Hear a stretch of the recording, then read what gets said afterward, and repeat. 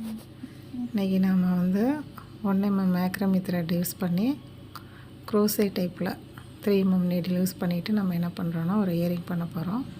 அதுக்கு ஃபஸ்ட்டு ஒரு லூப் மாதிரி வச்சுட்டு உள்ளே இருந்து நீடியில் வச்சு ஒரு லூப் எடுக்கிறோம். அதை நல்லா டைட்டாக பிடிச்சிட்டு வெளியில் இருக்கிற இந்த த்ரெட்டை எடுத்து உள்ளே அந்த லூப்புக்குள்ளே எடுத்தோம் அப்படின்னா ஒரு ஸ்லிப் நாட் வந்துடும். அதுக்கப்புறம் வந்து ஒரு 3 செயின் போட்டுக்கிறோம். க்ரோஸில் வந்து செயின் ஸ்டிச் வந்து எல்லாருக்குமே ஈஸியாக தெரியும். 3 செயின் போட்டுக்கிறோம். நம்ம போட்டுட்டு அந்த நீடிலுக்கு மேலே த்ரெட்டை கொண்டு வந்து லூப்புக்குள்ளே கொடுத்து வெளியில் எடுக்கிறோம். எடுத்துகிட்டு அந்த லூப்பில் பார்த்திங்கன்னா அந்த நீடியில் 2 ஒயர் இருக்கும். ஃபஸ்ட்டு 2 உள்ளே எடுக்கிறோம். அடுத்து திரும்ப வெளியில் எடுத்துகிட்டு திரும்ப உள்ள. இது வந்து டபுள் க்ரோஷேட்னு சொல்லுவாங்க அந்த நாட்டு பேர். அதே மாதிரி இன்னொன்று திரும்ப ஒரு டபுள் க்ரோஷே போட்டுக்கிறோம். இப்போ என்ன பண்ணுறோம் அப்படின்னா திரும்ப 3 செயின் போட்டுக்கிறோம். இது பெட்டல் ஷேப்பில் இருக்கும். அதுக்காக 3 செயின் போட்டு ஒரு பெட்டலை வந்து நம்ம ஃபினிஷ் பண்ணுறோம். 3 செயின் போட்டுட்டு அந்த லூப்புக்குள்ளே கொடுத்து ஒரு ஸ்லிப் நாட்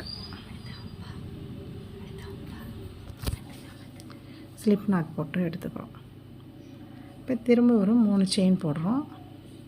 போட்டுட்டு இதே மாதிரி தான் நம்ம 3 செயின் அப்புறம் டபுள் க்ரோஷே வந்து 2 டைமு அப்புறம் ஒரு 3 செயின் போட்டு ஒரு டபுள் க்ரோஷேவாக கன்வெர்ட் பண்ணிக்கிறோம். அதை 3 செயின் போட்டதுக்கப்புறம் நீடிலுக்கு மேலே ஒரு சுற்றிட்டு உள்ளே அந்த லூப்புக்குள்ளே இருந்து எடுக்கிறோம்.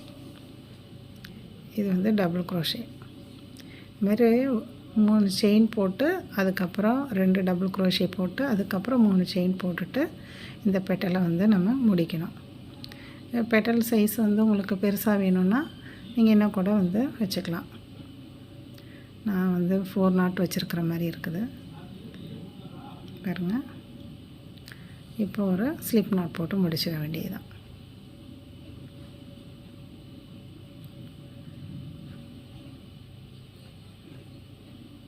சிங்கிள் க்ரோஷே போட்டு அவ்வளோதான். இது சிங்கிள் க்ரோஷே போட்டு முடிச்சுட்டு அடுத்து இதே மாதிரி 3 பெட்டல் வர மாதிரி நம்ம இது பண்ணிக்கணும், கன்வெர்ட் பண்ணிடணும்.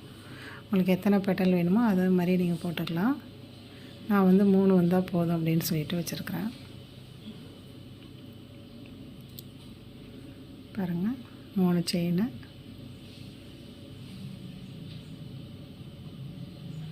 இது க்ரோஸே தெரிஞ்சவங்க ஈஸியாக பண்ணிடலாம். இந்த த்ரெட்டில் பண்ணும்போது இயரிங் வந்து நல்லா ஷைனிங்காகவும் இருக்கும்.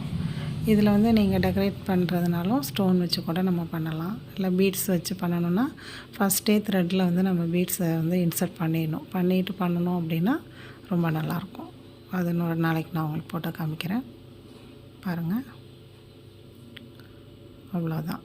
3 பெட்டல்ஸ் என்ன ஆயிடுச்சு, முடிஞ்சிடுச்சு. சிங்கிள் க்ரோஷெட் போட்டு முடித்தாச்சு. பக்கத்துலேயே இப்போ பாருங்கள் போடுறது தான் ஸ்லிப் நாட்டு. நல்லா அதை டைட் பண்ணிடணும். உள்ள நல்லா டைட் அந்த வயரை இழுத்து விட்டு நல்லா டைட் பண்ணிட்டோம் அப்படின்னா டைட் ஆகிக்கும். இந்த லூப்பாக டைட் பண்ணுறோம். அவ்வளோதான். இப்போ பாருங்கள் நீடில் வச்சுட்டு இது ஸ்லிப் நாட் போடுறோம். இப்போ தான்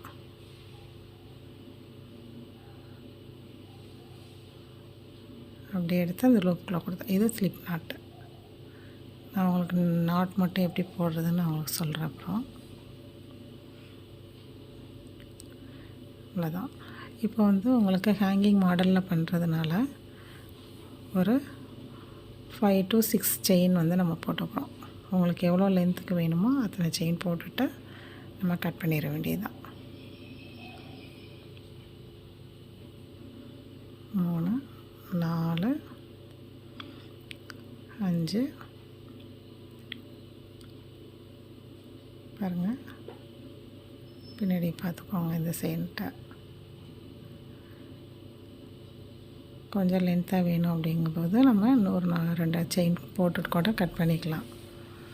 இல்லை அப்படின்னா மடக்கி விட்டு இந்த மாதிரி போட்டுக்கலாம்.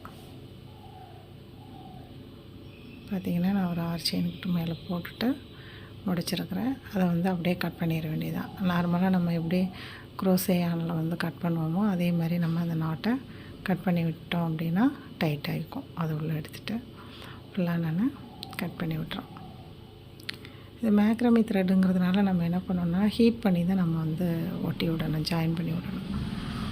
இது வந்து த்ரெட்டு கிடையாது, அதனால் ஹீட் பண்ணி வந்து நம்ம ஒட்டி விட்டோம் அப்படின்னா லைஃப் லாங் அப்படியே இருக்கும். பாருங்கள், இதெல்லாம் இன்சர்ட் பண்ணுறத ஒரு 2 லைனுக்குள்ளே நம்ம இன்சர்ட் பண்ணிக்கிறோம். கீழே விட்டுட்டு அதுக்கப்புறம் ஃபுல்லாக கட் பண்ணிவிட்டு ஒட்டி விட்டுறோம். அவ்வளோதான். இதில் வந்து நம்ம மேலே வந்து ரிங்கும் வச்சுட்டு அதுக்கப்புறம் ஹேரிங் ஹூக்கு மாட்டி விட்டுற வேண்டியதுதான். இதில் நம்ம ஸ்டோன் வைக்கிறதுனா வச்சுக்கலாம், ஜமிக்கி வைக்கிறதுனாலும் வச்சுக்கலாம்.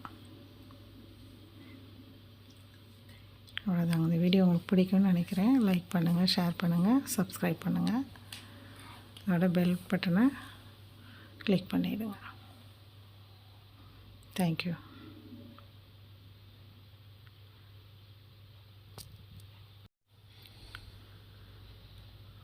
அது ஃபுல்லாகவே பாருங்கள் ஹீட் பண்ணி ஒட்டியாச்சு. அவ்வளோதான்.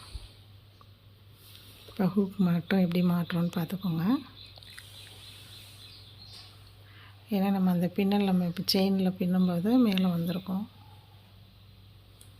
அதை அப்படியே ஹூக் மாட்டி விட வேண்டியதுதான்.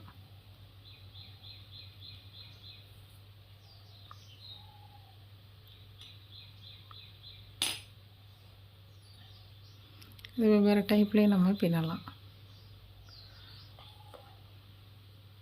இது 3 பெட்டல்ஸ் வச்சுக்கலாம், 4 இல்லைனா 5 ரோஸ் டைப்பில் கூட நம்ம பின்னி நம்ம இயரிங் போட்டுக்கலாம். ஓகேங்க, நெக்ஸ்ட் வீடியோவில் பார்க்கலாம்.